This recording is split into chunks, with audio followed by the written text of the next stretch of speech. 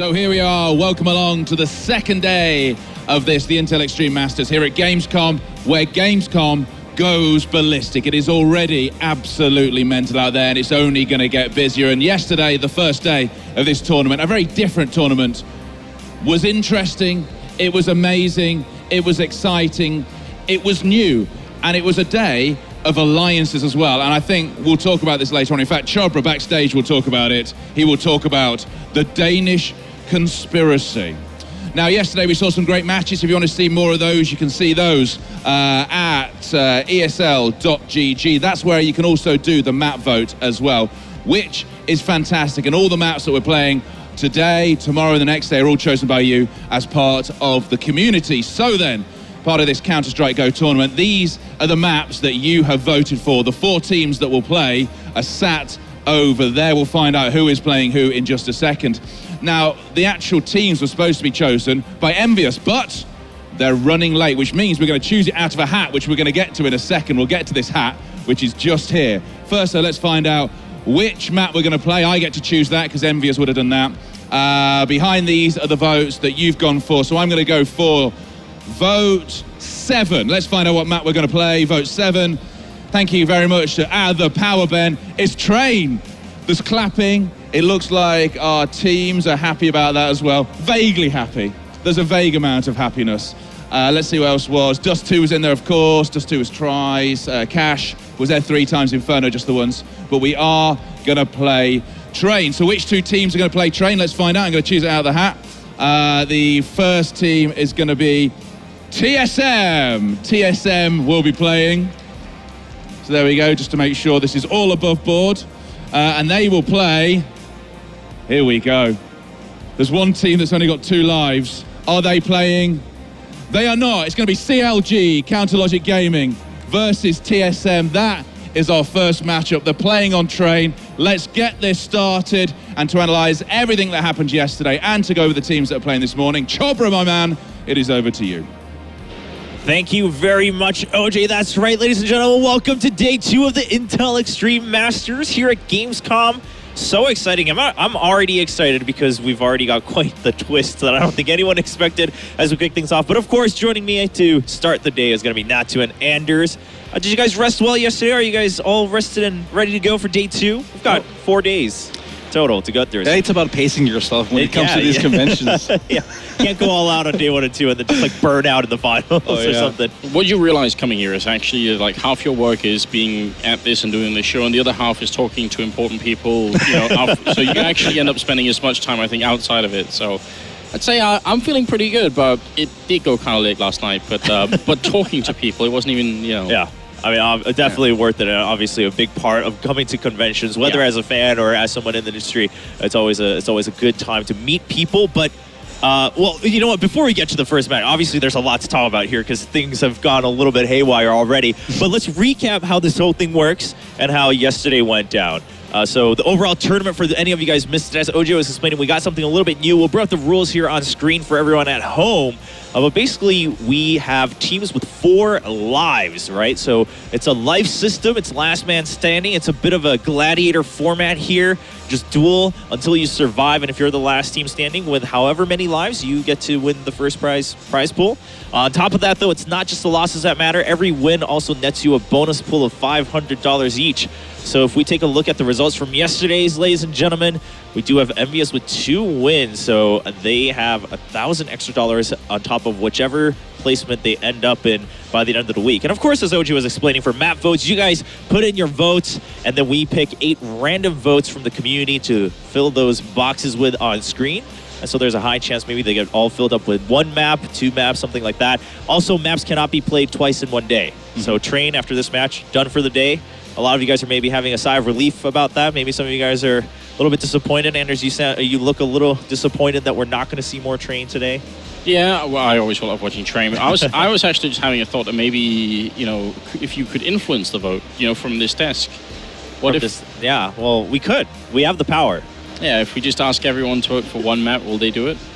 I mean, I think we could set it up, right? If you wanted one map and you wanted one map, we could be like, hey, whoever wins has to like change their Twitter profile picture to the other person for the rest of IEM. So go ahead and vote, ladies and gentlemen. Maybe we'll do that later today. I'll set you guys up. Be ready for it. Might want to run a trial like that. It could be an interesting sort of almost a social experiment. It'd be fun. We're sitting here. We're just having fun with the audience more so than watching the games here. But of course, we've got an interesting match coming up. Let's talk about that. So yesterday we had Renegades going down to 2 lives, and a lot of that came about because we had SK sitting there and being like, you know what, we just want to knock someone else out first to make sure we secure a higher spot.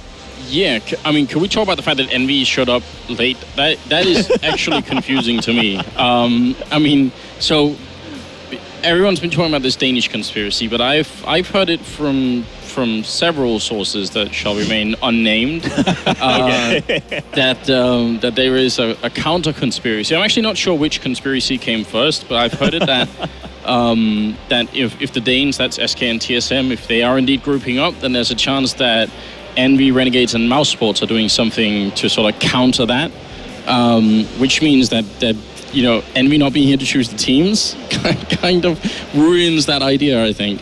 It is interesting, right? Because SK could have been chosen. One of CLG or SK had to play because they had the least matches played. They only played 1 yesterday, and then they could have easily set like SK versus TSM or something like that. Natu, what are your thoughts here? I mean, when it comes to this match, or just how things are playing out in terms of the politics of it first. Yeah, I mean, well, this is always the plot twist we have here now. Envy just is that a strategy, not showing up and letting the odds play it, or? I mean, maybe Envy's just, you know, they realize after they beat TSM in game 1, they're like, well, now they've got the target on their back, and they realize, like, no one's really going to be allies with us, so we might as well just throw it out there. We'll just play whatever matchup we get told to play. Yeah. I mean, do you think that's a possibility? Because they've got to feel pretty confident now being up 2-0 in their match record. Oh, yeah.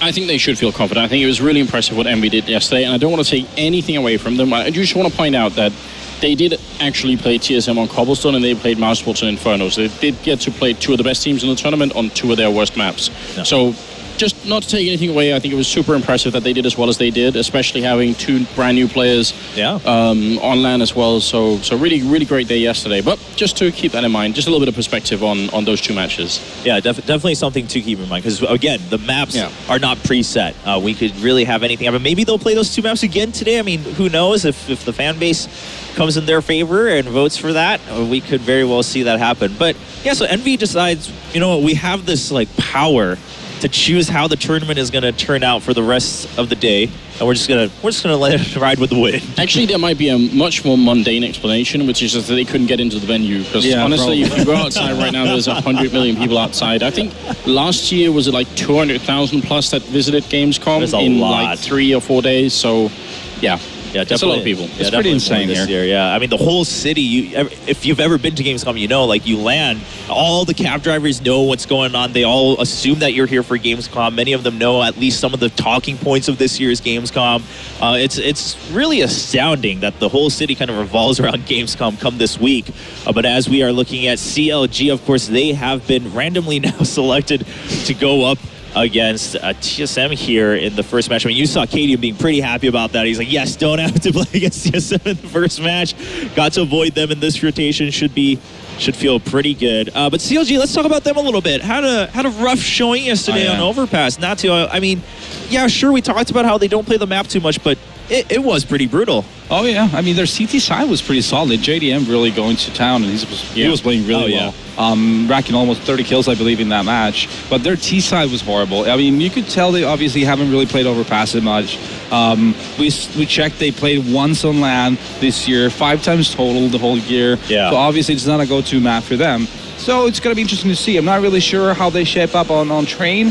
Still, like I said before, we've been discussing this. The Train is still a map that, you know, it has a lot of surprise potential. So in a way, when you think about it, this is the kind of map you might be, you know, as an underdog, that's a good map to meet a team like TSM where, you know, you're still not really that sure who's really good at it and who's not that good at it. Yeah, I always doubt it when people say that, you know, we feel really confident in Train. I think, well, how can you? You know, it's like there must be a ton of tricks that people haven't figured out yet, and if you're the first to use them, you can probably win one map on it. You can't win a whole tournament with tricks on train, but in a best of one, and that's great. Well, actually, why this format is kind of good for the underdog. Maybe CLG have come up with something that's exceedingly clever, and it'll work out for them. They certainly will need it, because TSM is actually a pretty good team on train. They will have things prepared. Yeah, and TSM, of course, coming in. I mean, not like maybe as confident, but at the same time, they're not going to be thinking too much about day one, right? I mean, the first match was against Envy.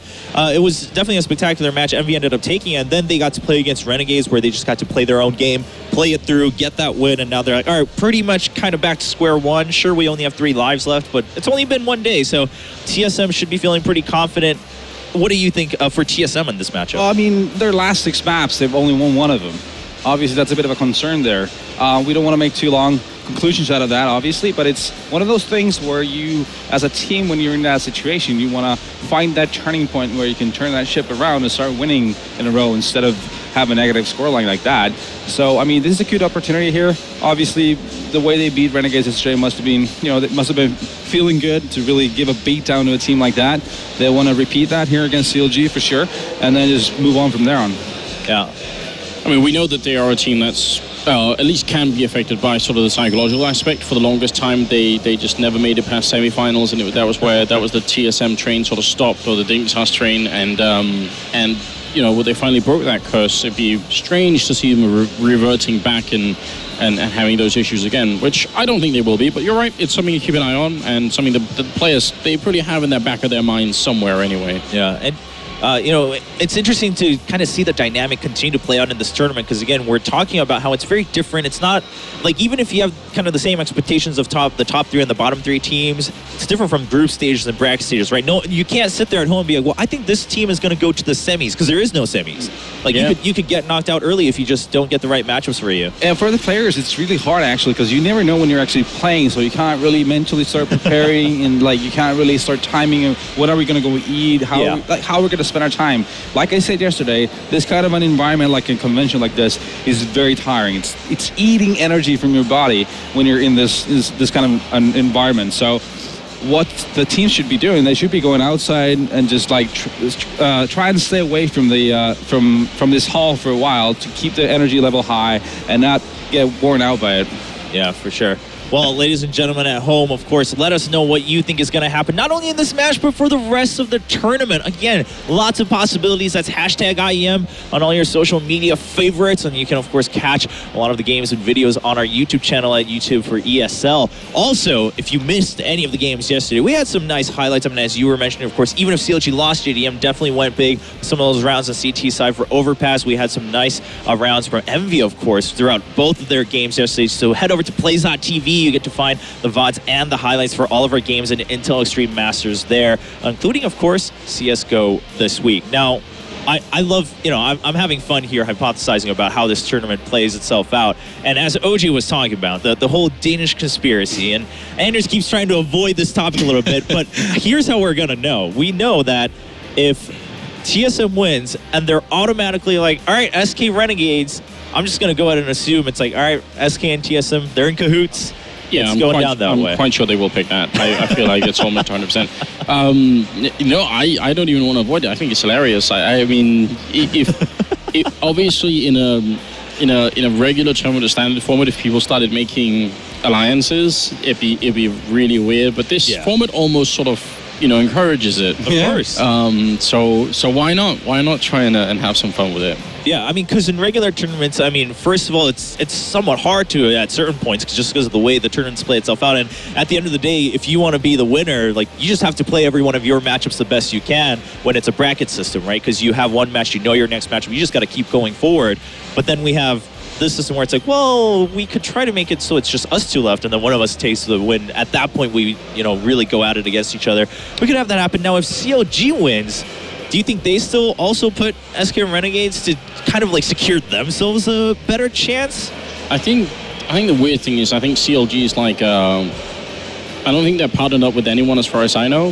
So they're like on their own. They're the independent party here. Yeah. So I'm not sure what that means for who they're gonna pick. It could well be that they're thinking SK are already gonna lose a lot of lives today, which I'm quite sure they will.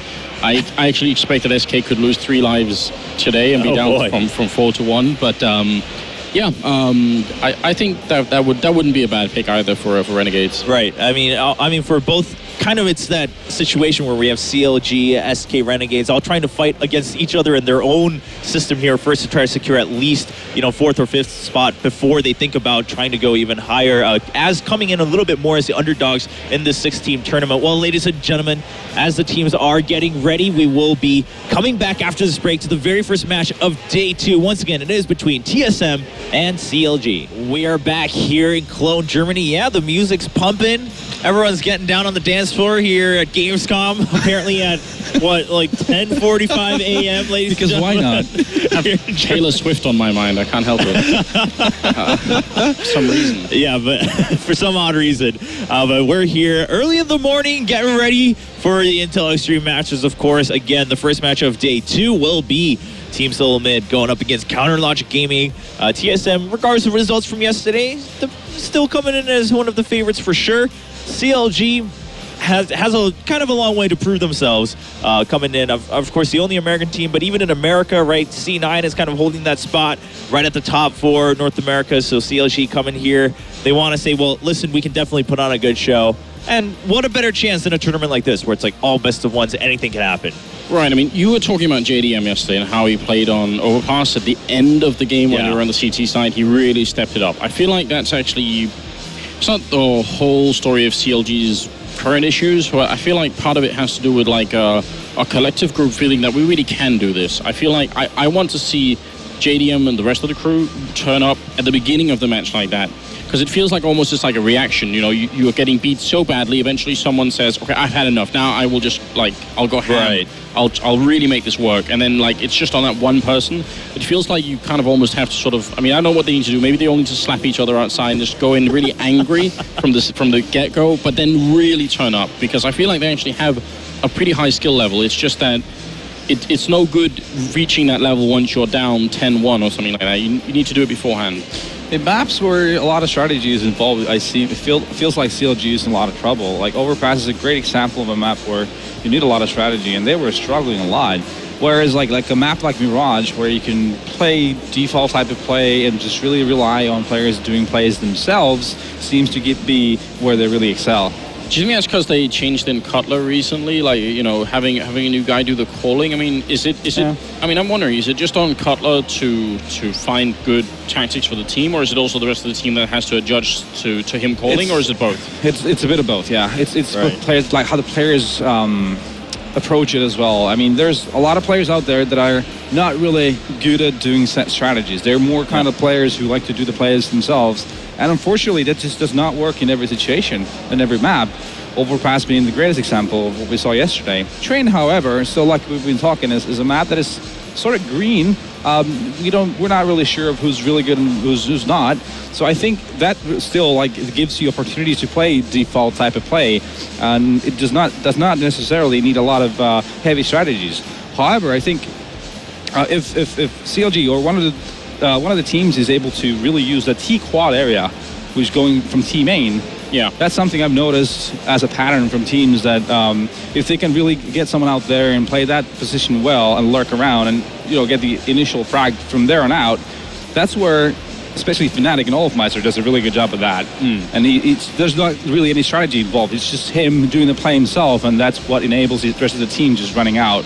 So if, let's say, CLG manages to get a hold of that area and keeps getting the first picks as T, there's opportunities there, but it's going to be really hard for them, sure.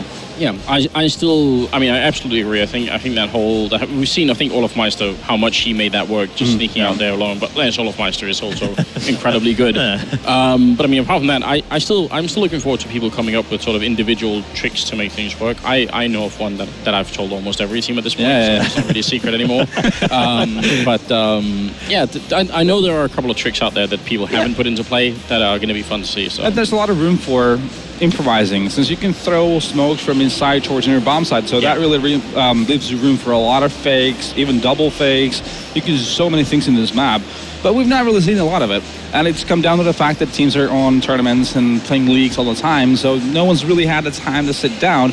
Maybe in a couple of weeks' time, we'll see some stuff. Right. When teams have had some time. Not sure we're going to be seeing anything spectacular here when it comes to strategy yet. Yeah, I mean, of course, as this is something we've been talking about a long time, is that as much as these teams are great and whatnot, they just don't have the time to really channel their creative side, because they're playing just so many matches where consistency matters more, because you're like, well, we need to win the next one too, and next week we have to win another tournament. So, well, we don't have time to really risk trying new things. But at the same time, maybe we'll see it this week, because there's not a better place in some other ways, right? That's it's like, well, everything's possible, anything could happen.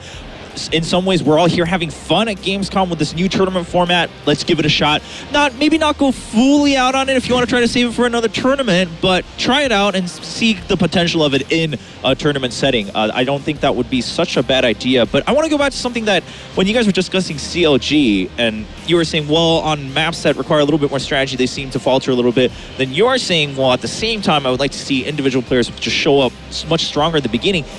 Do you think that's partly maybe them trying to play things too safely in the beginning of a match and trying to feel it out in the early rounds? I mean, we always end up defaulting to this word confidence and say, well, they need more confidence, as if though once they reach the proper level of confidence, then anything is possible. But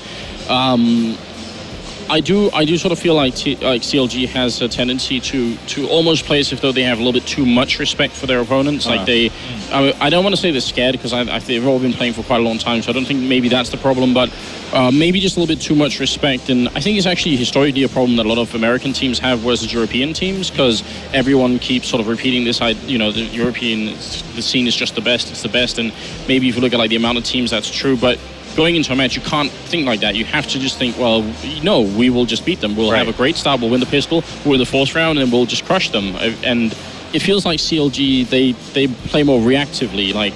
They react to getting beat up, and then they sort of turn up. And at the same time, we saw a lot of them getting got off guard when they were playing on T side. The CTs were pushing, playing really aggressive, and they were not ready for that on a map that really favors early aggression as CT as well.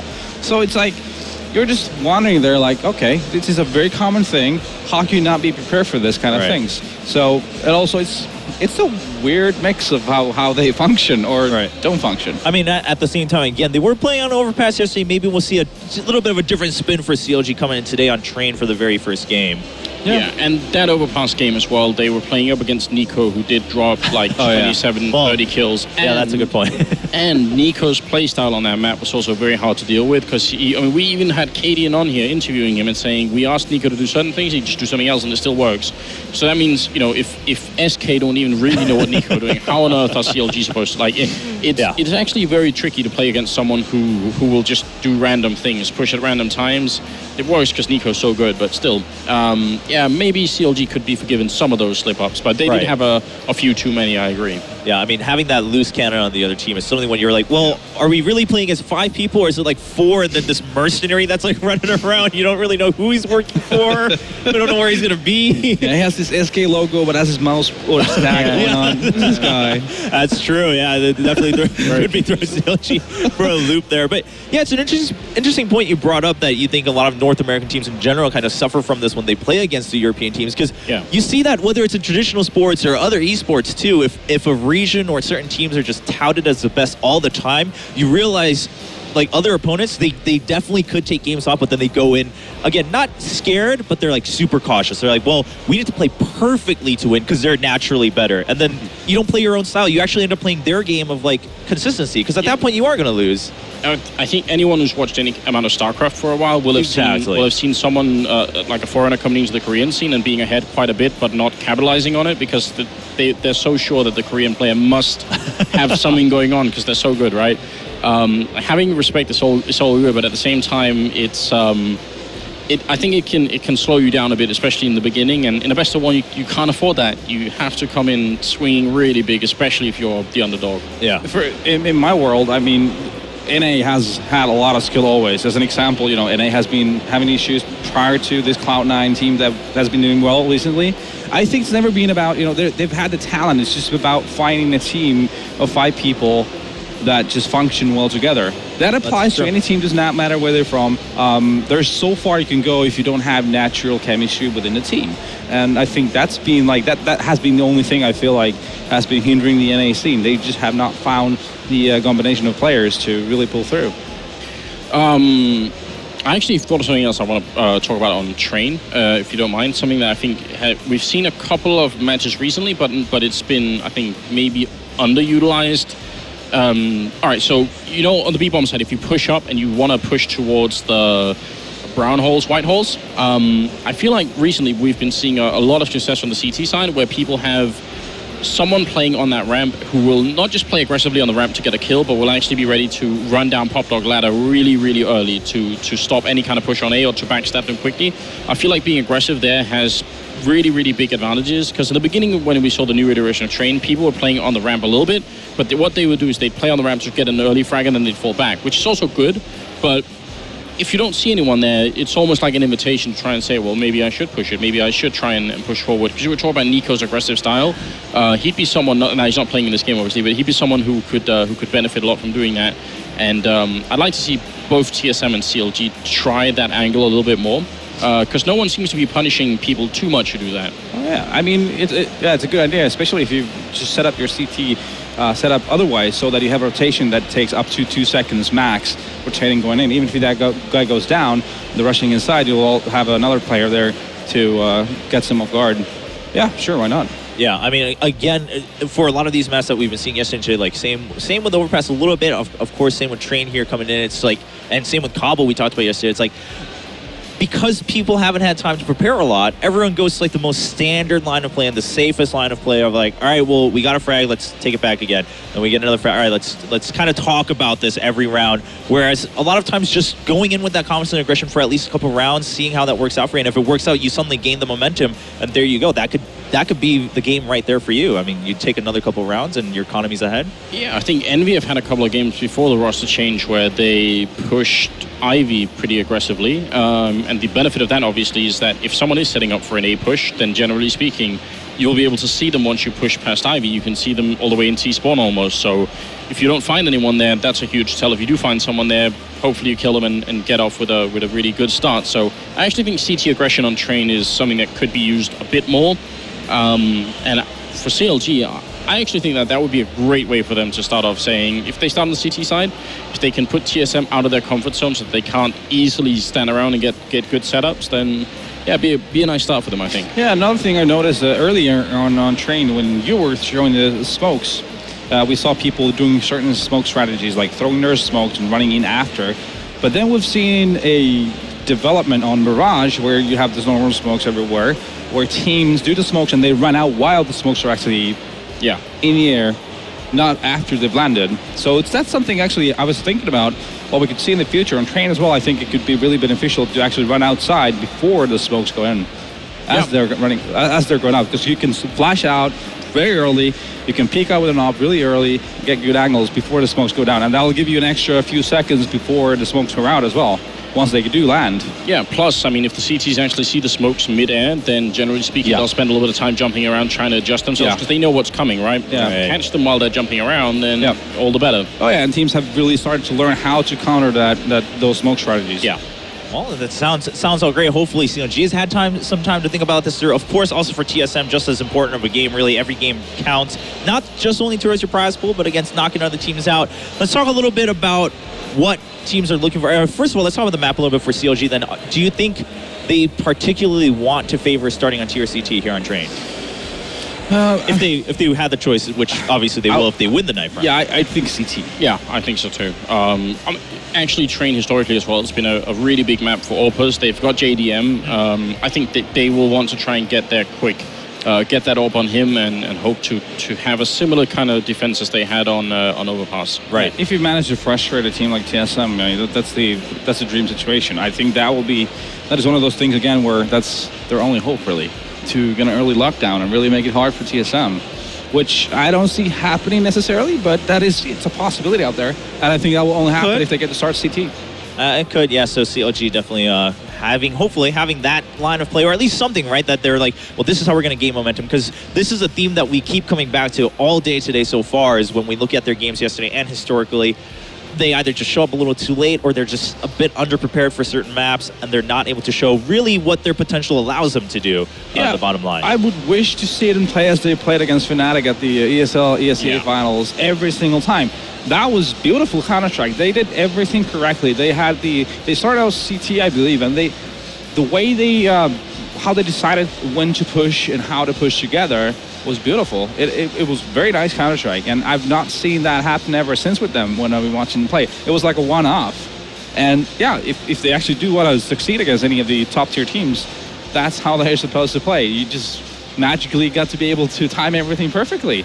All right. Well, ladies and gentlemen, we are waiting for the very first game of the day to kick off against between TSM and CLG. TSM and CLG also both with only 3 lives. TSM has played 2 matches though, so they got a win under the belt. CLG only that 1 loss against SK, and they want to make sure they don't also kind of get pitted against Renegades in the future, being like fight for the death, right? Fight to the death here, whichever one of you guys knocks each other out, and then you're the next target if you're like left alive. It's like, well, I kind of won, but it's not a good place to be because like I know I'm next up on the butcher's block here. So that's something that CLG is going to be wanting to avoid. And if they win again, I mean, it's not just winning. You also have the choice of how you kind of write the story. In some ways, I feel like CLG here, they're given a really neat opportunity where if you do get this upset against TSM, you can kind of change how all the alliances work because you're like, well, let's think about this a little bit. Like, do we actually kind of just reset and maybe have Evan play against Renegades? Just get that out of the way? Because that would be, I mean, that would be brutal for Renegades. Like, I would feel terrible if that happened. But, you know, at the same time, they very well could, right? They're like, we'll just reset. It sounds like Envy, like, they didn't even show up in the morning for the draw. Like, they're just coming on time to warm up for their game. So maybe they just won't care if they, after they win to Renegades, they won't pick us again. Maybe. At the same time, Envy could very well turn their backs on them. I mean, there's a lot of stories that could happen here. I think more so if CLG wins than TSM. I feel like if TSM wins, as we discussed, pretty straightforward. It's going to be SK Renegades, giving SK that chance to get another win, put Renegades even lower, and put that distance between Renegades and SK. Yeah, or they will pick, well, actually, that's a good question. Yeah, SK Renegades might be possible. I'm really trying to think about, like, the strategy behind this, because the problem is, if you pick SK Renegades and you're wrong, then... well, I mean, they could. They could put Envy versus Mouse again, right? Yeah, they could put Envy versus Mouse again. I would, if I was TSM... No, because SK will have to play the next match. Oh, so yeah, this is the situation. Right. In fact, you're right. Okay. In fact, actually, yeah, that's my mistake too. SK has to play the next round because they'll have the least matches played alone. Yeah. So there won't be a choice. SK will have to play the next one, simply choosing SK's opponent. So in that way, now that we talk about that... Well, the problem here is... you know, based off of yesterday, you could say, well, yeah, they should pick SK Renegades because that will be an easy matchup. But I don't think it will be. I think Renegades are stronger than that. Yeah. I don't think SK are going to have, like, any kind of easy time beating them. So, no. So it'll be... It might be the safer pick, but it definitely won't be a safe pick. Right. It also depends on the map too, right? Yeah. That's actually a bit of an issue for the TSM SK conspiracy. Well, who do you pick for SK at that point? Let's say Renegades win that match against SK. Somehow it makes me think they're going to pick Envy versus TSM after that. And just reset back to trying to put the focus back on the stronger teams. So how Happy put Renegades playing against Mouse from Dust 2 yesterday. Yeah, so that would be a payback. Like, all right, you get another try on TSM. Yeah, that's true. Yeah, we could find some interesting things here. Yeah, because even if TSM wins, it's like, I mean, depending on the map, like anyone you're picking for SK, it's still kind of up in the air. It could go either way. SK doesn't really have a guaranteed win against any of these teams here so far. At the same time, for CLG, they could easily just be like, we're going to put SK now in the same boat as Renegades and have you play against Envy or something like that. So definitely some interesting choices here. Loving the twist we're going to have later this week. I mean, this has actually put the whole conspiracy off balance because... I feel like Anders, during breaks, is actually going backstage and sitting with TSM SK and be like, all right, how do we make this work for Denmark? Like, how do we make this work, guys? The thing is, if it's true, I mean, I don't have it confirmed 100%. I'm just hearing rumors all the time, basically. Right. But, so sure. If it is true, then I mean, Envy and Mouse Sports and Renegades will want TSM and and SK to play each other as much as possible. But because we start off like this, that won't be possible because they'll obviously they can't play back-to-back matches. Yeah. So they have to. Yeah, you're right. It's become really weird now. It's gotten a little tricky, ladies and gentlemen. Lots to think about here, not just in-game but outside of game at the Intel Extreme Masters. For now, though, of course, we are here at Gamescom, and we've heard of this really cool new invention. It's a robot of the 21st century. I present to you, ladies and gentlemen, OJ Borg. Oh, thank you very much, Will. Yes, I'm sat here in the audience. Just one thing as well. Oh, here we are. Here we are down here in the audience. Just to let you know as well, if you're watching at home, that none of the guys on the desk are actually wearing any trousers. It's a true story. Not any of them are wearing any trousers. A little bit later on, they will show you maybe what they've got below the desk. So I am sat here in the audience. Lovely people here. It's filling in. We're taking up 2 seats. And I'm with the guy yesterday. I did a lot of interviews. My favorite interview yesterday, Gobby from Mouse Sports. It was a great time for us both. I guess so, yes. Because you dropped a couple of swear bombs and somebody on the internet has remixed it. Have you seen that? No, I didn't see it, but it sounds really funny. It is. We'll find it and we'll tweet it out later on. Now, you're from Germany. What part of Germany? Frankfurt. You're getting mobbed here. You are the hometown heroes. Yeah, we are. Come on. So everyone's having photos taken with you. What is it like being the hometown team, especially somewhere as crazy as Gamescom? Yeah, it feels really great. We feel the support of the fans, and it's cool time to chill with them and talk with fans, like they have some questions. We are very open, so if you guys have any questions, come to us and ask. I've got a question for you. What cologne do you wear? A black. Ah, that's my favorite. So let's talk about how you played yesterday. Of the teams that were part of the tournament, I think you look the most impressive. You look great. My team played good, I think. Inferno was a bit unfortunate. It was a tough pick from TSM against Envy.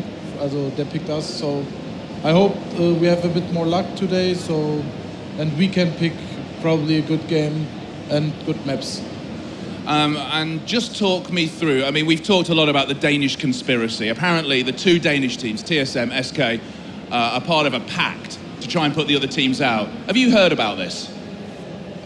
Yeah, it was a good move by SK to pick TSM in point of view of TSM, because they could choose the last match, and that was obviously us gegen Envy. So, yeah, I don't know, it's a conspiracy, but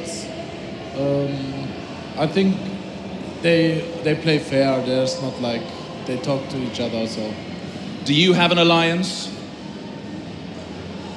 I don't know. Oh, okay. I don't know if that's you dodging the question. But listen, it's been great to talk to you as well. I'm just going to try and chat very quickly to the man who sat to my left, who did tell me his English wasn't particularly brilliant. What is your name? Mark. Where are you from? Germany, Stuttgart. And which of all the teams that you're watching this morning are you most excited about seeing? I like Mouse Sports.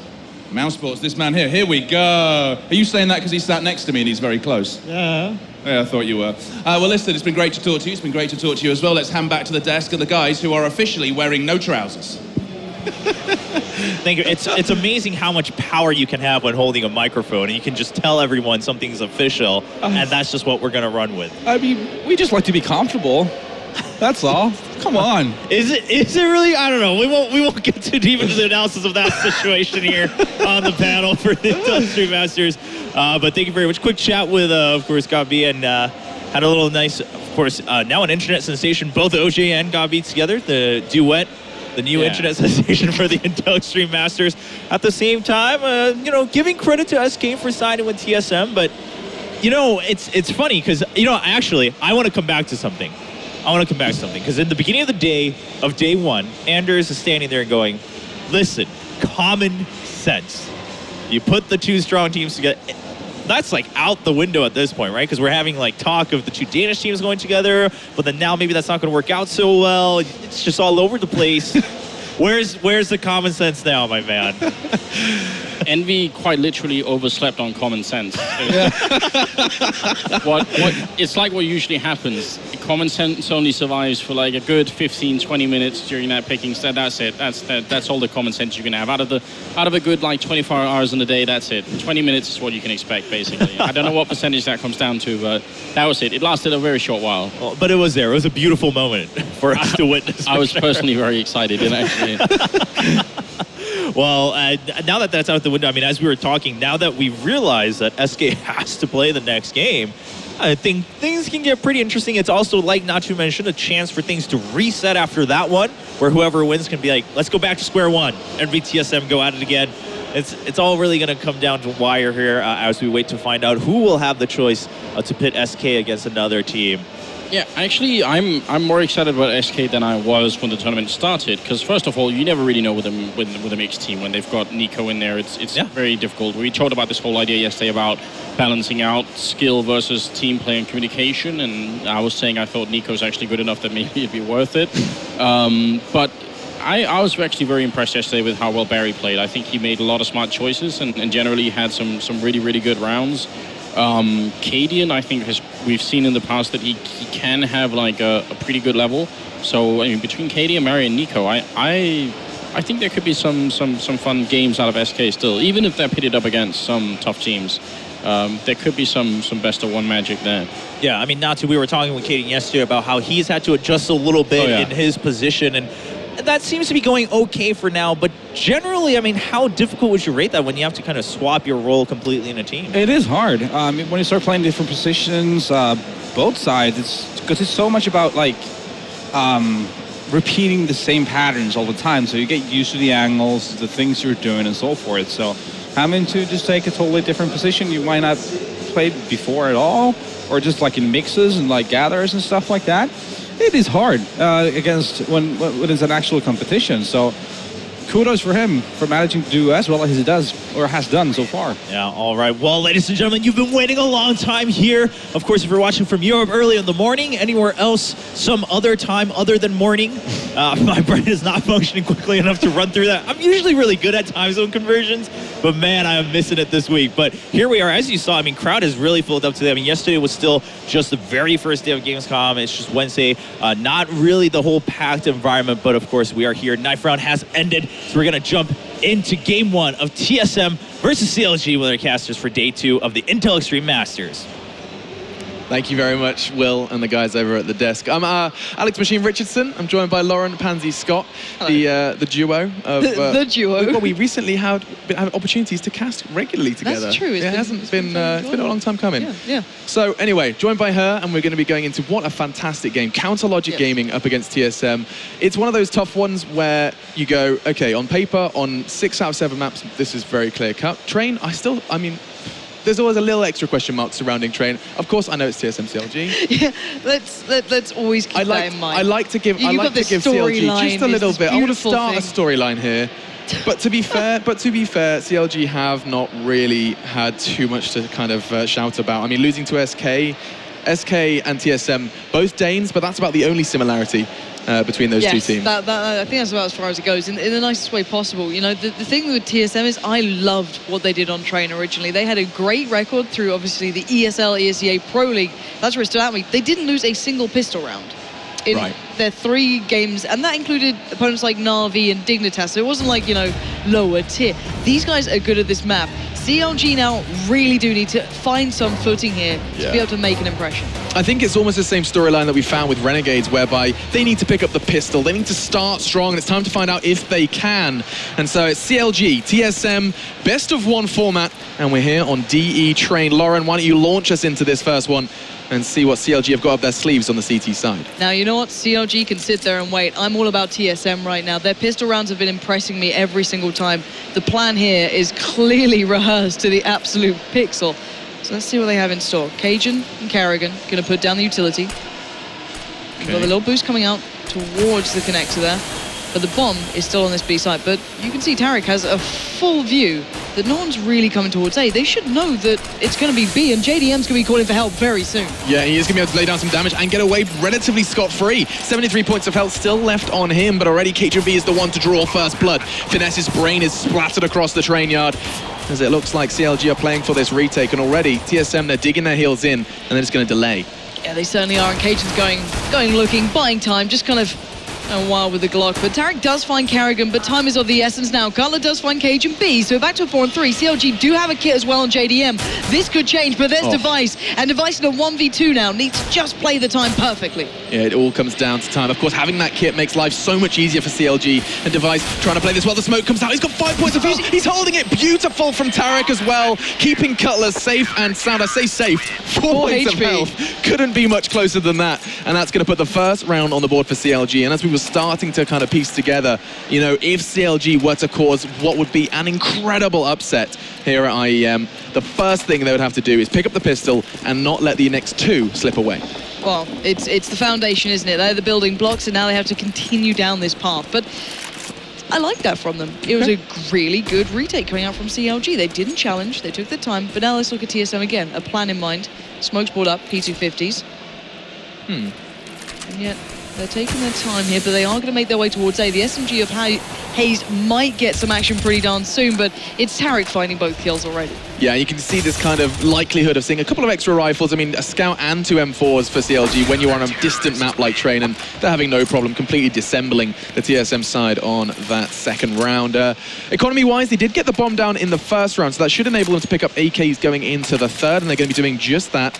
Maybe limited nades, limited armor for some. Yeah, I think Zipniks and Carrigan going without the helmet. And it looks like CLG are going to stick around with the Scout and an SMG.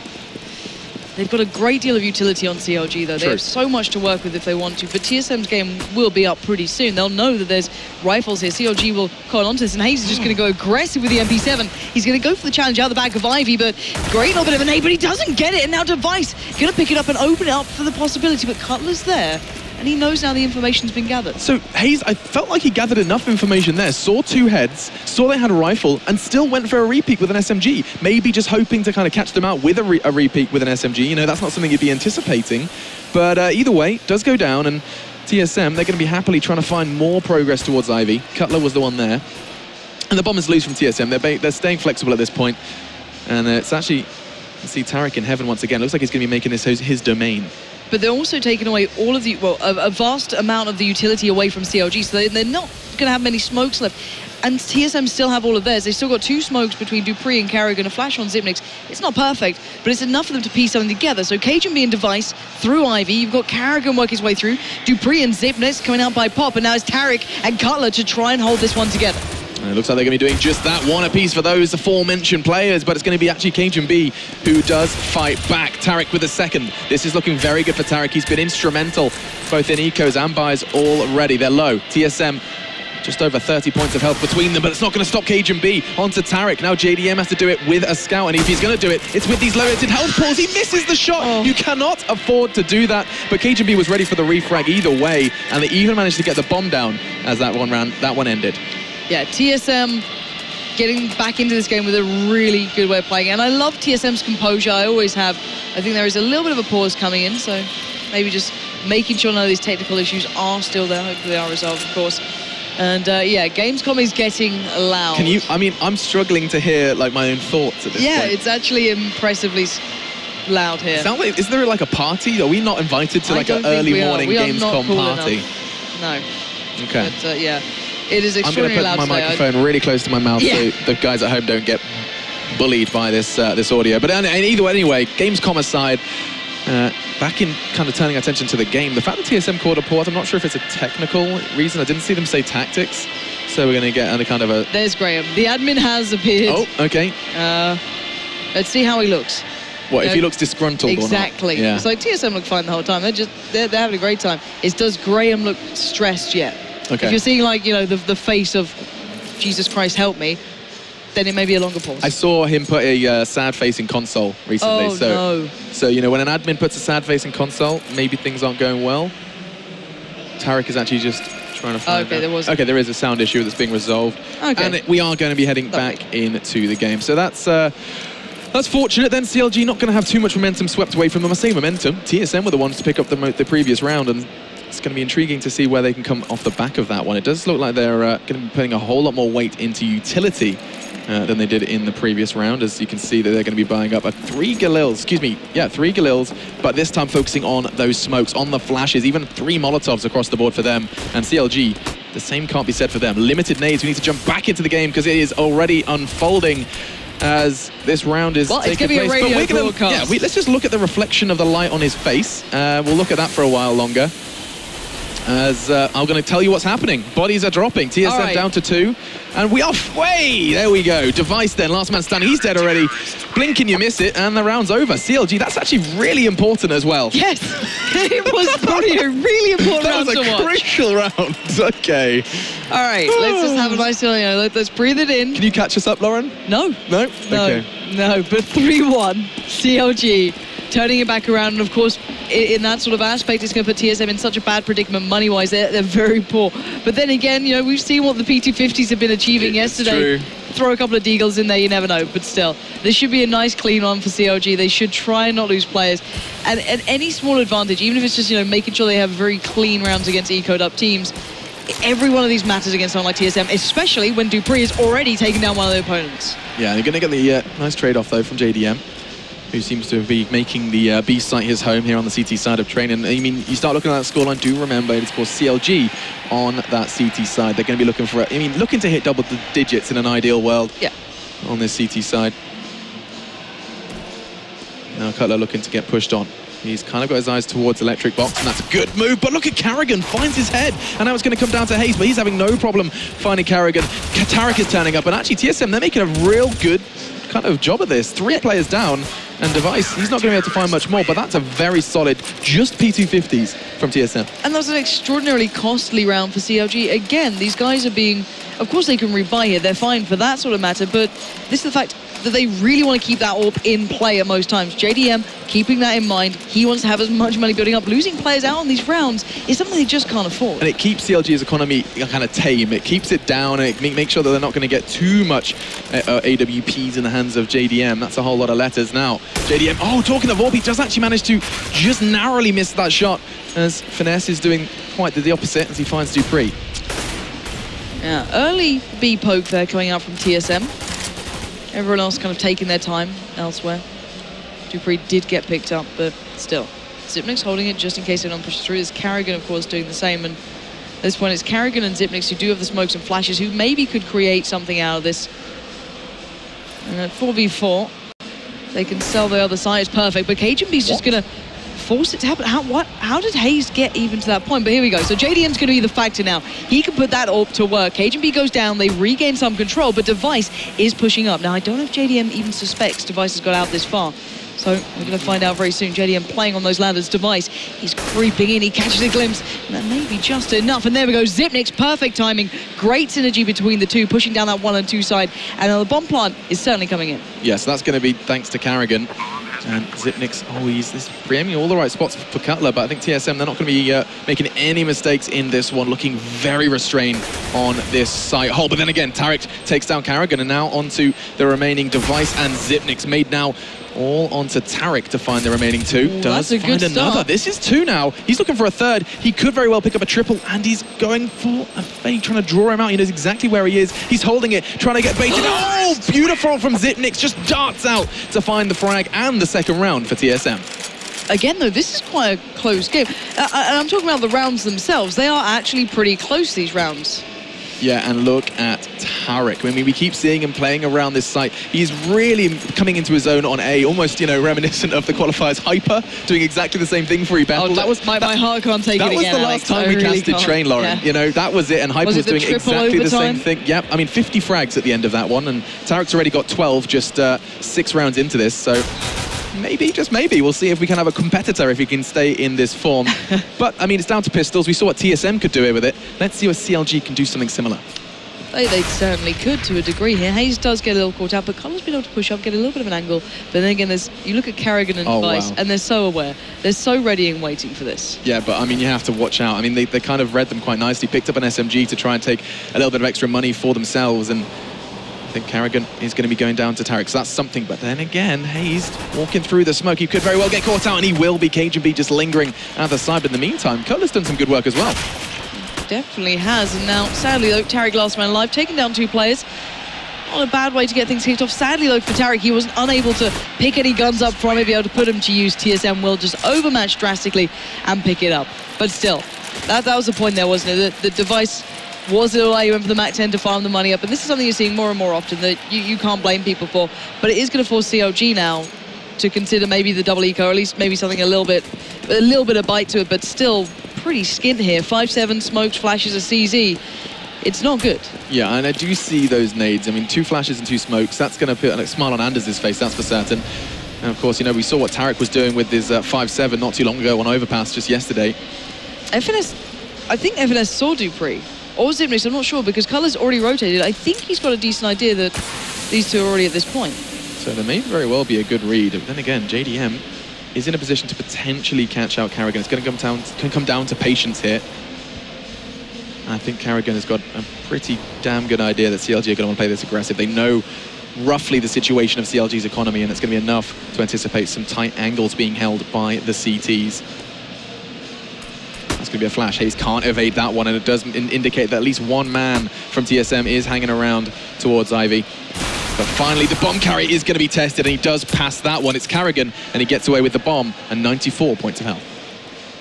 43 seconds left. TSM will have to eventually brave going to these sites. They're kind of dealing with the players who get a little bit boisterous, want to go for those peaks, want to try and get that nice little angle, but eventually they will have to make the play here, and TSM have played this so well. Look at this. They sold that B fake. Hayes is the only one on A right now. Damn. He's going to be put to bed by Device, and this is just a very smart, clean bit of play from TSM, not allowing CLG the chance back in. Bearing in mind at the start, it was only FNS on that B site. Cutler rotated initially and then went back. So you can see how well TSM can just kind of mold the opponents. A CLG, yeah, I was going to say, looked like they were kind of taking their time to rotate, but no, they are on their way. Cutler and Finesse just going to try and take a weapon or two out of the hands of TSM. Not going to be happening just yet, though, as Carrigan and Zipnix make it look easy. And we do find the equalizer. So 4-4, as TSM managed to kind of keep CLG in check.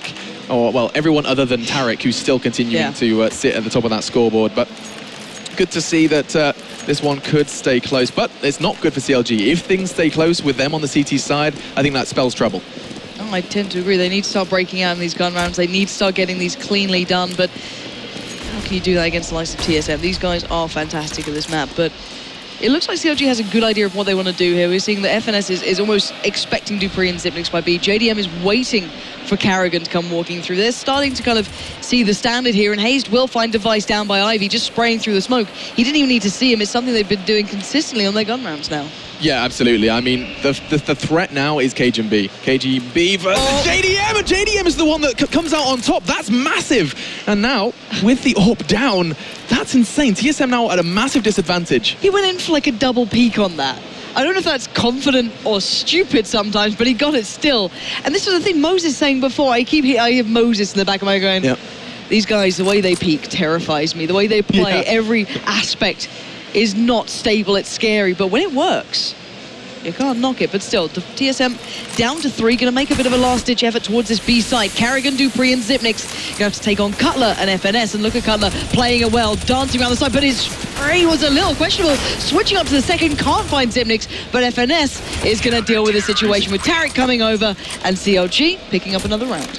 Yeah, solid there from CLG, and I mean, TSM, they had the right idea. It was just caught out because of those early picks. Those 2 early frags, you just cut down the T-side. Because Train can sometimes leave a T-side spread out, you take away a couple of those crucial members, they're really going to struggle to execute. And you saw them kind of try and cobble something together on B. Didn't quite work out. And it's good to see CLG not falling for a weakened TSM, because that would be the real sign of bad things to come. JDM again onto Dupree. He's going to be sleeping with the fishes now, forced to watch as the rest of his team crumbles to Tarek. That's 2. Not going to be a third, though, as it's all onto Device. And he's got a whole lot of angry Americans looking to take him down and bring a 6th home. And I love it when CT sides start pushing up a little closer on A. They play closer to Pop, and they even push up a little bit towards Ivy. I love it, and it really does make this game become so much more exciting. As Device now, last man standing, he's got very few options here, and I think it's time to just try and sit it out, considering what the bomb's literally in their control. Everyone is almost watching this angle. Is Cutler, I think, about to Drop the flash in. And Device, I can only wish him good luck at this point. Yeah, he's going to be left to his own devices, that's for certain. Oh, Alec. Oh, sorry. He's going to be probably take Cutler with him. I mean, look at that health. 5 points of health. Fortunately, Finesse is there to babysit, and we will be seeing CLG secure that one. So that's 2 times in a row. TSM have had an early disadvantage, and CLG have profited from it. But Tarek, 16 frags. Let's see if he can continue to exert this much damage as this game progresses. Seeing JDM as well, that's 2 rounds in a row that he's been the one taking KGB. He's been challenged and he's been willing, he's been nodding and accepting that challenge from KGB. Really, really good to see that JDM is not falling a little kind of timid when he's in this environment. No, he's definitely stepping up to the challenge so far, and I can imagine we'll see a little more of this soon. But Tarek going to go walkabouts. He will find Zipnix, and you can't blame him getting confident at this point. You want to get in their face. You don't want to play too passive. He does go down to Device, which does leave a gun actually somewhere that maybe TSM can recover.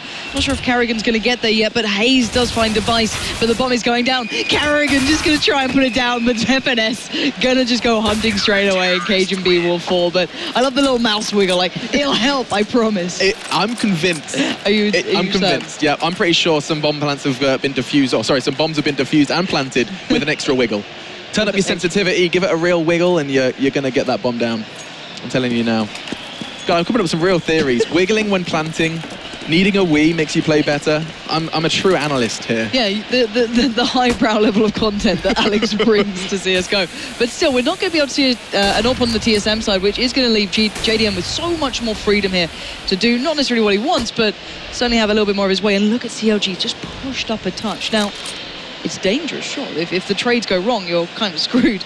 But Cutler and Tarek have been performing. Cutler's on what? A great score so far, and he's been hitting the shots he needs to. But TSM playing slow, actually really slowing this game down. What's really interesting about the way TSM structured this kind of slow round is that they leave Carrigan way back at spawn with the bomb. He's not even holding the bomb. He's actually got it dropped in a corner, and he holds that angle for, until the cows come home. And Tarek going aggressive again. This time probably not going to be as predictable. You wouldn't expect him the same push twice, but Device in the meantime finds Hazed. Is that the catalyst they need? TSM, yeah, you see Carrigan retrieving the bomb, so maybe, just maybe, they spread themselves out, don't commit to any site whatsoever, and as soon as one frag comes in, they try and get into the heads of the defenders. Currently, CLG have 2 players on B, and it does look like TSM are about to try and catch Tarek out on Pop Shot. Gets away with 18 points of health. He needs to find cover, and fast, as it feels like TSM are about to come crashing onto the site, and here they come. Yeah, nice little bit of work. He made the best of a bad situation, but JDM a little late to that one. Just gets mowbound down by Device, who bullies his way through. FNS, now last man standing, can do nothing about it, and TSM, once they got that opener, just spiraled off the back perfectly. But CLG's money is fine at the moment. They're still absolutely come to go for a full repurchase of whatever they want. And once again, it's the same beginning. This is rinse and repeat almost for these guys now. Device, KGB, but this is different. Cutler and Hayes actually going out that far. And JDM already finding Zipnix. These guys just push that 10% further, and look at this boost. That is surely going to catch him up. But oh, the birds and pigeons almost scared Hayes then. He adjusted over towards the right, but he does find KGB. He knows Device is normally there, and he's actually going further for it. JDM picks up the kill. CLG just playing so confident here, playing aggressive, and it's completely called off TSM. Very nice from CLG, coming off the back of that pause with something new, and that's going to be throwing TSM into a bit of a spin now. Device and Carrigan looking to try and hold on, try and make it a little more costly for CLG. An AWP and an AK between them, and they're going to just try and forge something, try and keep these weapons safe. I say that, he does catch a glimpse of Cutler, but Cutler is not having any of that one. He's happy. The entirety of his team still standing, not lost 1 point of health. The entirety of the side, and it's going to be Carrigan who tries to change that. He does that, but not enough, as Hazed does connect, and now just one very injured Device, desperately trying to keep this AWP in play. And not for long. Cutler will close it down, and CLG just switching up the pace after that pause. And it wasn't a tactical pause or a variety, but they went, all right, well, screw it. Let's just, kick it up a notch. Let's make these peaks. Let's be active and challenging in this. And it just throws off TSM, because TSM were playing this rinse and repeat style, and, mentally you just kind of fall into the habit, like, well, they've never done it so far. Here we go. But credit CLG, not afraid to make the challenge. Now looking at the T side as well, Galil on the on for Zipnix here. He doesn't have a great deal to work with, but TSM doing something different this time. They're not doing their standard. Cajun B down by Ivy, but everyone else by the halls, over by B. This is something slightly new. Yeah, this is an interesting response from TSM, kind of saying, okay, CLG, we can do it too.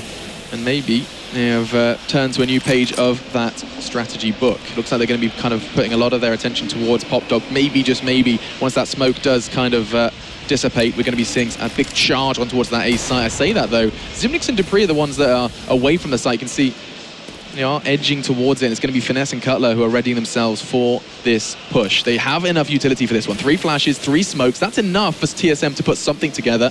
Of course, nowhere near ideal. But they are preparing themselves, and as time ticks on, the CLG are starting to get a little anxious. You can see it, both JDM and Tarek were the players who were on A. They pushed way back to connector. They're keeping themselves close and ready to rotate if necessary. Boosted up as well. Here we go. Smokes are going out. TSM's getting ready for this one. Cutler going to meet them with that molly. Going to put it down. Does get a little bit of toasted there. Dupree and Device actually very low. Cutler and FNS going to make the most of that. Just eviscerating TSM one by one. But Dupree does make the difference. But FNS knows he's got the bomb. And the only man standing is KGB. Now he's out of the way. He was playing over by Ivy the whole time, so he's got a little bit of drop here. But Tarek, he's like, I know where this guy's been, but it doesn't matter. KGB still breaks through, but 3 players now watching the one exit he was going to.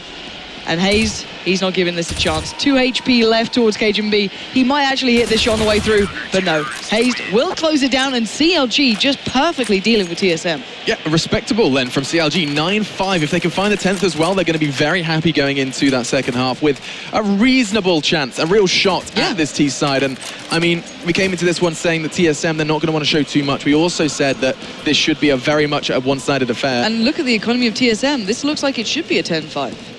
See if it can be secured. JDM, I think he's got a good idea. He's going aggressive. I thought this was where it was going in the previous round, but no, this is the time for him to shine, and he could very well catch Carrigan with his trousers around his ankles, as it were. He does, as he finds one. Backing away, they're realizing that early aggression, that's something that CLG through Ivy have done numerous times now, and every single time it's actually worked in their favor. Now, though, bomb loose, and TSM with 4. Let's see where they choose to head with this one. And the one thing I love about aggression like that, you can keep all your utility. It's brave, of course, it's risky, but they've still got so much to put in place. So many mollies they can just slow down and just tease TSM with, saying, oh, you wanted to come towards this side, you want to make this play, well, now you really can't, or you take a lot of damage. But actually, Hayes misses too. They're just down below him. He gets the first. Spots out, I believe, Zipnix there in the smoke, but Dupree and Zipnix will at least take him down, and they've got close, which is the danger here. Those Tech-9s can do damage, and Dupree is doing what he does best, just right in amongst them.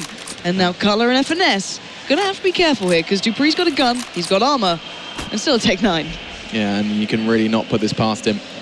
This would be for the quad kill, as he has a good idea that that bomb and the knowledge of where that bomb is was no need and no worries for CLG as they do secure the frag thanks to Cutler and his M4. 10-5 then on the half, and CLG looking relatively comfortable. It's going to come down to how they start on the T side, though.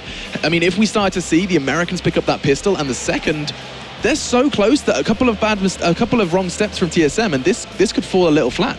Oh, it could, but even with all the upsets recently with TSM, I still can never mentally write them out of the game regardless. Oh, 100%. No. It's so hard to do, because they're going into the CT side. They're TSM. Yeah. They previously had obscenely good pistol stat ratios on this map, so you'd assume, excluding the first go of it, that they should probably pick this one up on the CT side.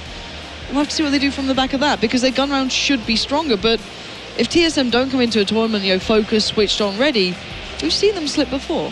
Absolutely, and we're talking of seeing them slip before, look no further than APM. We saw SK beating them. Of course, so that's one we've already discussed that has to be kind of taken with a pinch of salt. But still, SK beat TSM very recently, and CLG narrowly lost out to SK 16-14 yesterday. So there is something that can be drawn from that, and you never can kind of write CLG out of this. So let's have a little look where we go. It's time for the first round of our second half of our first game on day 2 of the Intel Extreme Masters. And I always love seeing the variation in teams here. This looks like a B play to me, just because Hayes has the molly. I can assume they're going to plant it, leave Hayes by that upper side, and then work off the back of it. But that's my assumption from what we've seen so far. You can bounce it perfectly off the side, and it buys enough time on the defuse. But anyway, looking at this round now, CLG might be going for their lining up for it, and it looks pretty, back to basic. It's nothing new, but if it's done well, it can work perfectly. Yeah, there is a very big indicator, though, and that is, of course, that smoke that has just been thrown out, the counter nade thrown out from TSM, and they've actually thrown a whole lot. CLG waiting, though. They've managed to get some sort of intel off that. TSM feeding that And we are going to be seeing the second batch of nades thrown out this time from CLG. That utility investment is going to mean they're vulnerable when it comes to these fights, but it does mean that they managed to keep TSM a little nadeless, as here comes the push. Yeah, KGB is going to have a good shot at this, though. He's already found JDM, which could be a problem. Hayes is doing what I expected, but Connor's going to go for the plant. He's going to go for this. Karrigan's going to try and get the kill instantly. The bomb does go down, and that's the important factor here. Hayes and FNS know what they need to do. Instantly, Karrigan checks. The molly's going to go in, and now 2v3. TSM are up against time, and FNS finds dupreeh. He finds KGB, and now Karrigan 1v2. Hayes 1 HP here. FNS goes down. If Hayes can hold this, I don't know if he can. I'm no not kit, sure. no kit. So it does come down to time, and he doesn't have to peek just yet. Chill now. Hayes needs to keep a calm head, and I'm actually kind of making calls at this point. He's going to get pushed by Karrigan. No time, though, and CLG have managed to secure that round. Very, very solid play from Finesse. I think he realized that picking up that 2, his job was done. Managed to try and keep Karrigan busy as much as he could. And a very important round for CLG. Getting that under their belt is going to put them in a fantastic stead to really challenge TSM. I'm so impressed with CLG. These aren't anything new that we're seeing. This isn't something, you know, world-changing, but they're playing it very, very well. As you mentioned, FNS going around the back. TSM completely not ignoring the fact, of course, in the back of their minds, you'd hope they'd assume that it'd be considered, considering it was Device who was doing it every single time. But still, I think the game is actually on pause, so we can hop back in. But coming back to that point, CLG turning up here, looking to do damage, but TSM this round look like they want damage as well. KGB with the scout, we've got even a buy-up coming out from Karrigan. These guys mean business. They're not messing around now. Yeah, absolutely. TSM don't want to let CLG get ahead of themselves. And here we go. It's Device with the CZ who kind of first puts 1 in his place. It's Hayes who's sitting now in the naughty corner. What was that? Finds the head of JDM. Finally, dupreeh is joining him, and now it's a 2v2. Cutler's low as well. And CLG, they very well could be kicked down a notch. Thanks to Device! 3 now with a CZ75. It shouldn't, but it has happened. Now Finesse has to find 2, excuse me. FNS waiting. He has got the bomb, but he's not checking on long. dupreeh's going to spot him out. The call's going to be made. Device, the CZ master, apparently, going to start turning back around, but FNS is playing the smart. He's got time. He's got the gun. He's got utility. He's got armor. He doesn't need to rush this. But then again, Device shouldn't be able to get a 3K. Probably going to make it 4, and he does. Device picking up 4 here for TSM. Gets the gun away, closes down the round, and TSM on 6. That is nonsense. Great from TSM, though, managing to surprise with the buy. I don't think CLG were necessarily anticipating that. You heard the warning shot fired out from KGB. He fired the scout shot, and so immediately CLG started to go, hang on a second. And TSM surprising CLG and forcing them into just pistols. A smoke and a flash across the board for the Americans, and let's see what they can piece together on this attacking side. Looks like they're going to be heading out towards Ivy, and it's going to be dupreeh and Karrigan who are nearest at hand for this one. dupreeh. Oh man, 3 heads just walked through his crosshair. If only he just randomly tapped, I'd have loved that. If he just like he sneezed and accidentally just hit that mouse 1 button. I hope he doesn't lift the mouse mat, but still, they are all lining up. I think he might have just seen one through the smoke there. I think he has got a good idea that they may be coming down, and he's going to hear those footsteps plowing in, but 14 HP is not a lot, and dupreeh and Device, the D&D combo, just doing damage, and look at this again. Device is having a great game here. 4 kills that round. Now, it's okay. It was against a team with no armor, but this guy, when he gets going, when he gets building up into this form, he becomes a beast, and we're already seeing Xyp9x as well going in for the SMG purchase, because they know that CLG a little strapped for cash here. Yeah, I mean, a little may very well be an understatement. They are going to be going for that double eco, just 2 pistols for them. And again, that's flash and smoke. Let's see where they choose to go with this one. Previously, kind of trying to throw all of their eggs towards one basket. Didn't work out, and this time they're going to be mixing it up. 3-2 split, as TSM in a very comfortable position, going to be readying themselves for this push. That's the flash, that's the investment, and it does enable them to get out unnoticed. It's really nice. But now, how did TSM respond? Yeah, and I love this play from Karrigan. He's actually around the back of every single one of them, and he's going to pounce perfectly, just reading the smokes while the play well, understanding what CLG wanted to achieve. But it's still a 2-on-3, and FNS actually has the bomb by this B side. Device is going to push forward. Xyp9x still in connector. Karrigan's over by A, but Device is low. This is still dangerous here. CLG have a chance. Not if Xyp9x finds that frag with the SMG, and now... Oh, it's Device defusing as well. I think that's very much all she wrote. Cutler takes 1, maybe just 2, as he does switch that Take 9 to back away and keep that rifle safe and sound. Cutler making a relatively strong impact towards that site. You can see him second on the scoreboard there beneath Tarek, who has not stopped since this game began. Really just a consistent fragger, it seems, here on Train. Now, this is what I'm excited for. JDM on the T side with the AWP against CageNB CT side with his. And I want to see if they maybe go for an opening challenge. I'm not sure, because considering CageNB was playing by Ivy before, I'm not sure if he's going to stick with this time. He's going to head down by Train 1 and just kind of sit it out and just see if anyone walks in towards that. But still, at the moment, it's actually, ironically, a very similar setup. They're playing very standard. CLG almost doing exactly what TSM were doing to some extent. I mean, yeah, the only difference is where that bomb is. They've just left a little further kind of towards the Pop Dog area. Yeah. And so 4 members of TSM all gathered around this A site. I think they've got a relatively good read on where they think this will eventually go. It's JDM who does cast eyes first on towards a TSM member. Nothing to connect though, as he does get tickled by a frag grenade. So from here, CLG need to make a decision. They've only got very minor intel, and that's of course the location of just one towards Ivy. And with 50 seconds left, CLG have got plenty of time to try and piece this together. And it does look like those players who were orientating themselves towards B, backing it up and ready for a push. I want to see what timing they're going for here. They're leaving this very late. The smokes are coming out, and you can see Karrigan instantly knows what's going on here. So that's going to slow down the players pushing out from Pop, but Tarek's going to go straight out anyway. He's on his own here. Still, Karrigan using the smokes well, not panicking, not flustered. He's just holding strong. He's getting the information, and he's going to get the kill. Well, it's Device to get the kill, but still, Karrigan there, but the bomb is being sneakily planted in. But Device again, the raid boss says no. And the only kill coming in so far for CLG is JDM, but that's the double. The bomb is now going down. Device can't stop that one. And CLG have 2 players standing, but Device still going strong. Now joined by Zipnix, make light work of the last 2 and just take over the site. CLG had every right to win that round. That felt like a very well-structured attack. TSM, though, just 2 damn strong individuals. We saw great fragging there from Device, 3 in that round, and Karrigan keeping a cool head when he knew 20 seconds and 5 terrorists were on his way. On the way to his location. So very solid from him. Nice Molotov as well to slow them down and keep that T side separated. And that's going to be now 11-9 on the scoreboard. Let's see where they go from this one. They've managed to buy into this one very comfortably. And with 4 Molotovs, or make it just 1 as they all do get thrown out at once. It looks like it's going to be fast. Yeah, Device already finding Tarek with the double nade coming through, and CageNB doing work with that AWP coming out to play. CageNB just beautifully done, and now FNS.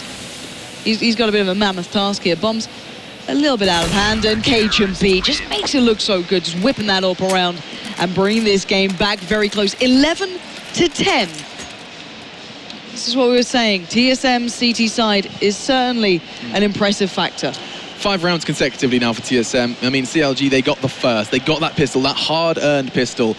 And then you go ahead and see CLG just lose the following 5. We said that it was going to be difficult. We said that they'd done a real solid step forward by getting those 10 rounds on their CT side, but they really have to bring something special. You know, we said TSM not going to show anything before the major. I don't think CLG have that option. If they've got something on train, this is when they use it. Yeah, exactly. I tend to agree. And we are having a tactical timeout just to keep you guys at home updated. This isn't an issue of any variety. CLG just want to have maybe a discussion, you know, what's going wrong? What are they doing right? What's making us have to work super hard here? How can we change it up? Just a quick conversation about that one, and you can see already in-game leader having a good chat. Yep, Cutler is, of course, the one making the calls, and that recent change seems to have put them in a relatively good stead. I think what I saw when I was talking to Hayes, we saw him say basically that, yeah, it's actually working out better because finesse is still crucial. He is the one that he provides the actual mid-round calls. Cutler's the one calling it at the start, and finesse is there to kind of give them the framework when things go wrong. He's the one that when things go south, and maybe that's where he needs to step in. Well, the thing that steps to my mind is that a lot of people said he has a very good read on opponents as well, Cutler, and he actually has a very good understanding of the overall picture, which is it would be applicable to how he calls.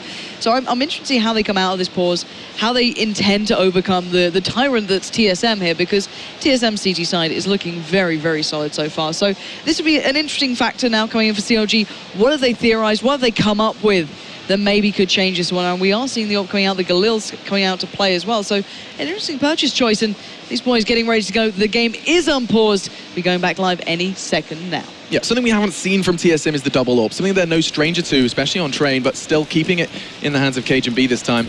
as he's going to be going for a very similar peak that we saw from JDM not too long ago. He, however, is on his way for an early peak towards that B aggression. Nothing from Zipnix, though. He's happy to sit at the bottom of that ramp, and that's a beautiful flash. Wow, completely full flash for CLG, already delaying them, and maybe, just maybe, being a bit of a warning shot to delay this aggression. Looks like the call that Cutler's made is, let's try and give the other bomb site some love.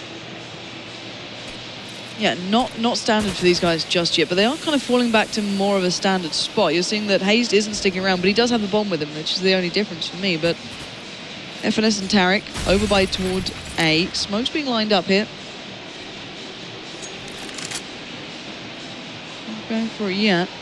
It looks like CLG may have just turned around and considered A again, but TSM is starting to push up as well. And this is the thing, TSM still have so much utility, so much time they can buy here. This is going to get worrying for CLG. Absolutely, and he's been considering this smoke for a long time now. Just waiting for that call to be made. Well, ideally, waiting for a peak. The only one who's really going for it is JDM. He's the one that's pushing towards main, trying to find, one of Carrigan or Dupree. The smoke does go out, though, and that's going to obscure the view from Connector. And now here comes the push. Carrigan, of course, stone-hearted, is ready for this one. Mounts up towards the main train, and he is almost ready for CLG. But there's 20 seconds left. They need to get moving pretty darn fast here, CLG. You've got to get building towards that site. 15 seconds now. Bomb is going in, though. Hayes going to put that one down straight away, and they do get the bomb plant. And more importantly, FNS has found Dupree. Now it's time for TSM to start that retake, but JDM stays alive. This feels like something CLG have rehearsed time and time again. This time, it's a very successful play, and it's going to be now down to Device and Zipnix, all onto Zipnix's shoulders then, as he tries to draw out a player, and he does, catches the ankles of JDM. And all falls to Finesse. He's found two already. This would be his third, and time against the Dane. Trying to hold the angles. He's going to get pushed, and it looks like Finesse has got all the intel he needs, backs away to safety, and now time is going to be his greatest enemy here, as he does go down to the pistol of Finesse, no less. I'm a poet and I didn't know it, as that's 12 for CLG. Really nicely done. Coming out into that round, they did switch up the start a little bit, but that final play, just brilliant stuff there. And this is what I wanted to see, how well the CLG adapt when they are asked these questions. How much can they really change up here? Because, let's be honest, we were pointing out Tarek having a good game. On the other side of things, Device is on 25 kills as well. Wow, look Device at that buy. is absolutely phenomenal at the moment. But, as you said, Galil's all around. CLG just going to try and throw everything they can into these rounds and make the most of it. KGB is starting to go hunting, and we saw he's not missing those shots with that AWP. Yeah, what's ironic is that's the peak JDM was looking for just the round prior. So unfortunate, as KGB is the one to find Cutler. And from there, CLG, we saw what happened to them last time when they were playing up against SK over on Overpass. When they lost that man on T-side, when they went down a man early, that's when they struggle with executes, because they are a team that does rely on very kind of pre-strategized, predetermined play. And when they lose Cutler, one of those cogs in this American machine does disappear. Does rely on a peak now. It comes down to individuals, and who better than Tarek when you talk about individuals, sitting at the top of the scoreboard since round one. And it's going to be actually Finesse who challenges out. He's going to be fully flashing. It's going to be easy for Dupree, as it's going to be now 5 versus 3. CLG just getting whittled away here. Yeah, but they've got themselves towards B. Zipnix and KGB are going to be watching this, so KGB already has the angle towards the upper side of things, but KGB going to have to readjust. Zipnix flash, they will get down towards the side, but, Zipnix, he didn't have the best one-to-one against FNS earlier, but now he's making up for that fact, taking down 2, but Tarek has something to say, picks up 3. Wow. In the end, Zipnix will close it down and keep TSM in touching distance to CLG.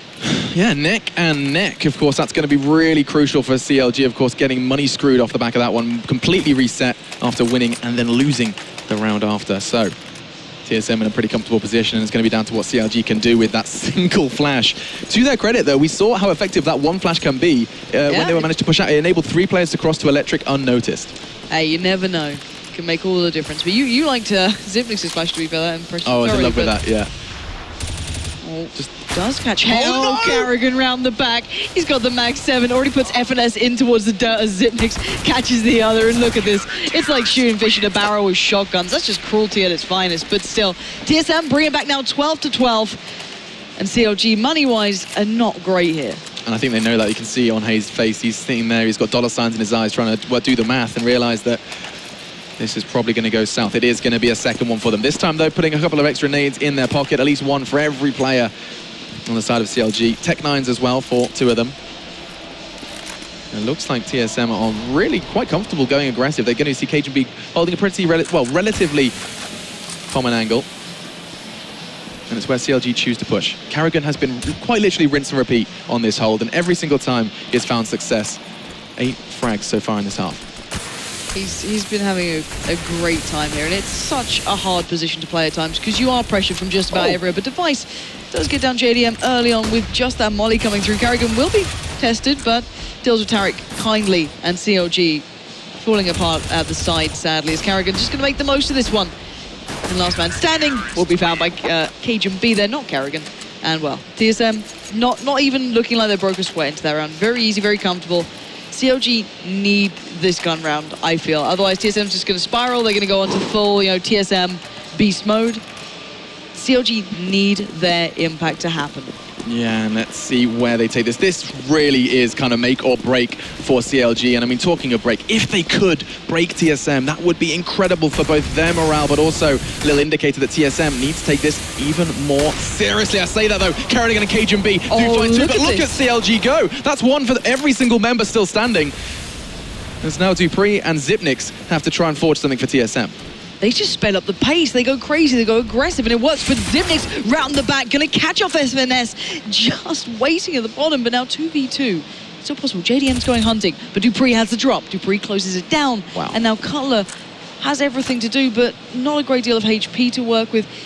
I guess he kind of knew where both players were at some point, but he was able to put together the pieces now. That'd be phenomenal, but still, this is gone from a possibility to a very dire situation, considering it was a 3-on-2. Yeah, everything kind of started to look good for CLG. Things were starting to correlate nicely. And then TSM turned up. We talked about individuals. We talked about how TSM, when they're left in situations where they just need to play well, that's when they will end up thriving, because they are kind of keeping themselves relatively reserved in this game. Magician that doesn't want to show his big trick just yet. Now it looks like Cutler is going to be trying to make his way on towards that B site. TSM, you can see these angles from Zipnix. He knows it's a possibility, and I think he's going to have the indicator now. Molotov isn't going to catch him, and Cutler... Oh, that's really he could smart. Surprise. I think when they see the bomb plant, they're going to have an idea. They're going to have an idea. Both of them, though. Okay, Dupree's starting to consider this one, but he's working this perfectly. He doesn't take the shot towards Zipnix. Fake from Dupree. He doesn't even peek it. He's still got a flash and a molly here. He can play this one extraordinarily smart. They're both there. He could have had such an opportunity. But still, Dupree will take him down, and TSM start taking the lead. Oh, I just started putting the puzzle pieces together, and I was like, Molotov time. He's holding the angle. He hasn't peeked. I was getting so... I was really invested. I was making weird noises. I had to mute myself. But, okay. I mean, if he'd have stayed alive for another 10 seconds and thrown out the molly, he was there. Okay, anyway. That's going to really upset you now, isn't it? The problem is we're doing the ifs and buts. So are CLG. Imagine if they'd secured that round, where TSM would be and where they would be. Still now, 14 on the board for the Danes. Can they secure this neat and tidily? 16-14 was the result in favor of SK just yesterday for CLG. Can they fall foul to the same trickery? Let's look at Dupree. He's been playing this quite regularly, and FNS has been the one that's been kind of trying to challenge him. Oh, this is different from Carrigan. He's actually going aggressive now. He's switched up the pace, and it worked out. 1-for-1 trade and information gathered. And see if anyone else is going to take the bull by the horns. Probably not fancying that, but still. Let's keep in mind that CLG not having the best of T-side so far. 2 rounds on the board. One was the initial pistol, and I believe the gun round later on. But I'm kind of hoping we see a little more from them here. They've been getting close in so many of these rounds, but actually losing out when they have the advantage, which is the impressive part. But still, hopefully they can resolve those issues. But looking at this round, 40 seconds remaining. Bomb is edging over toward B. Cutler, hazed, FNS and JDM now. All looking towards this, and they don't often actually fully hit the site with more than one player. There's a last resort. This could work fairly well. Can Zipnix hold on to this? Because already Device is starting to look. He's starting to consider the options. And this could be the perfect counter flash. Zipnix readjusts, repositions, holds them up. And this could be, once again, Zipnix pinning him to the wall. Yeah, Hayes is going to try and make it a little bit more difficult. Oh, and he misses the shot. That shouldn't have happened. And KGB's going to pay the price. But look at Dupree. He went on a wild goose chase all the way through T-spawn. And he's going to be finding 2, potentially a 3rd as well, as Hayes is the one to fall down. And, I mean, you saw Dupree. He was meandering his way all the way down that long side. And finally does bring up a triple to almost secure the win for TSM. just sauntering through, having a wonderful time of it all, and just like, oh, there's 3 of you here. That's easy. That's fine. I'll win like a 1v3. Basically, you can lose. That's happened quite often as well. Carrigan with the Mag 7. We've seen Zipnix do it down Pop Dog as well. This is surprising people with these plays that CLG have. I mean, they're not going to have experience of dealing with this. This is probably something that NA teams don't bring out as much, this overconfident play. Well, let's bear in mind that CLG don't have any records in any recent time against EU teams on this map. So, sure, you can watch the demos, you can sit there and review VODs until the counts come home, but your understanding, your kind of real in-depth knowledge of it may not be the same. Certainly going to have the first-hand experience now, though, as Tarek going to start wandering around. He does catch out Carrigan. That's a big piece of the puzzle now gone. And actually, Tarek going ahead of the smokes. He's just going walking in, and I kind of like this. This is TSM now going to be put on the back foot and having to do a hell of a lot of work. But of course it's Device. He's just sat there. He thought, oh, finally they've got a chance. Let me ruin that for them. Yeah, it comes down to the remaining 3, and actually JDM started well. He's been doing fantastic with both rifle and AWP, but now all onto Tarek. He does manage to try and tag up 1. It's all onto Device. He's picked up 3. Tarek's found 2. And it is the battle of the top fraggers. 2 top fraggers here. This is massive. You can see both pretty similar in health as well. And 40 seconds, he has got so much time to play with, but he doesn't have the bomb. So the pressure is mounting for the remaining CLG member. Tarek going, looking, they both spotted each other out here. Device gets the shot off. Man. Beautifully done from that man. And what a way to close it down. Device with the 4K to close out. And a brilliant game coming out from both teams. Sadly, in my eyes, CLG's T-side just wasn't up to scratch. And TSM, you put him on CT, you put him on train, you're generally going to get a result along those lines. 2 rounds they managed to pick up on that T side. That's CLG really just being tested. And one of those was the first pistol. That wasn't a gun round. That was, you know, how it goes. Yeah, I mean, let's consider a few factors here. CLG and TSM have never played before. That was their debut. That was CLG's debut against TSM. A 16-12 scoreline on a new map like Train. I'm going to say they're going to be not ecstatic with that, but they're not going to be terribly upset either. No, taking it into perspective, CLG showing a good game on Train. Didn't get to see much of their T-side. I think we could have seen maybe more. I think I'd like to have seen a little bit more from that, seeing what they could bring, how deep the bag of tricks may be able to go. But then again, you're up against TSM, so it can only go so far.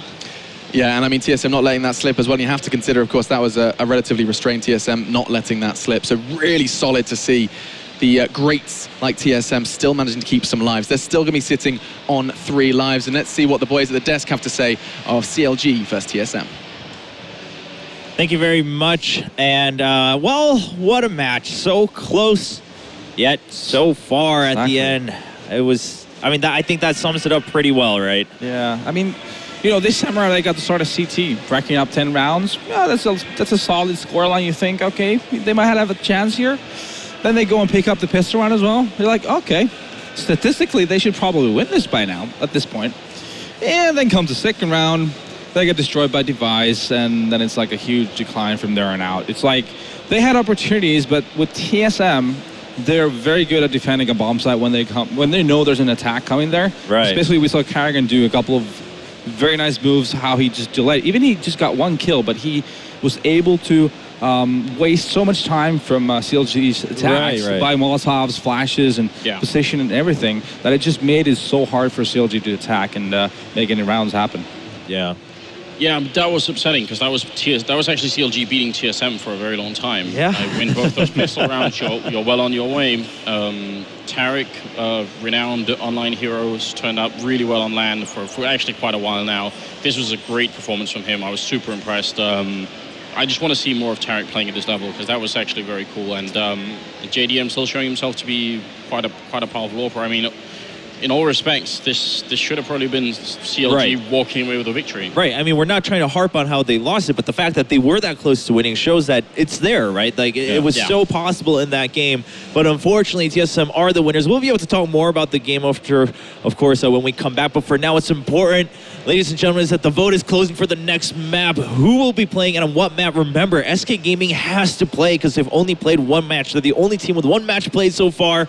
So we'll see who will TSM choose as opponent for SK, and also which map will it be on the stage with OJ. I currently feel I'm the meat in a smørrebrød right now, which I'm just told is a Danish type of sandwich. I am actually in between two Danes, two teams. We'll find out why Kasper of SK is up here in a second. First, Carrigan, that was an exciting game. It was too exciting, in my opinion. So we had a bad and rough start on the T side, so we came back in and winning this. We low boss pistols, and then we won the eco on the C side, and then we just kept on rolling from there. Is there any beef behind the scenes between you and CLG, however well-meaning it is? Because there's obviously a history between the two teams. I think there's history between the organizations from the LoL and NA, but there's no beef between us and the CLG from CSGO. First time you've ever played them in CSGO, that was the debut match. If they're going to be like that, we want to see more of those games. I hope so.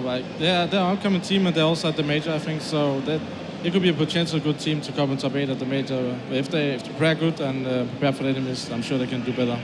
Right, Carrigan, it's your game show moment. This is where you get to choose the next map. What map would you like to see that you don't have to play? Cobblestone. Cobblestone, all right then. So 8 maps behind 8 boxes. These are 8 random tweets we've taken from people who've tweeted in. These are from you, people who've been selecting them in the community. What number are you going for? Number 8. He's going for number 8. What's behind door 8? It's Cash. Thank you very much to Dusty A16 who has selected that one. Kasper's shaking his head because he has got to play that. Cobble was up there, Dust 2 overpassed Inferno. There's a couple of Dust 2s actually. Now the reason Kasper is up here, because SK Gaming have only played 1 game so far. You have to take part in the next game. What do you feel about playing Cash? I nearly want to throw a gob and say the F word, but I'm not going to do that. I just... it's okay. I mean, maybe I'm just playing with the mind games. Maybe we're actually good on the map. Maybe we're not. Only time will tell. Well, yeah, it's now known as a gobby. If you swear on stage, it's known as doing a gobby. We've talked about the Danish Alliance. Have you two chatted about what team he should pick to face you? I think they don't really think that much about us, TSM. TSM is just thinking about winning, so I don't think we have any alliance, but maybe later on in the tournament, I don't know. I don't know if I believe you. If you could choose any team, if you were doing the picking right now, which team would you take? I mean, I would pick CLG, but they're out of the picture. And I'm a bit scared of GOP and also Envy, so I would go for the Australians. All right, then, well, let's find out. Who are SK Gaming going to be playing? Renegades. They are playing the Renegades. There is perhaps a conspiracy. Who knows? So the next game is chosen. SK Gaming taking on Renegades on Cash, and we'll see that after the break.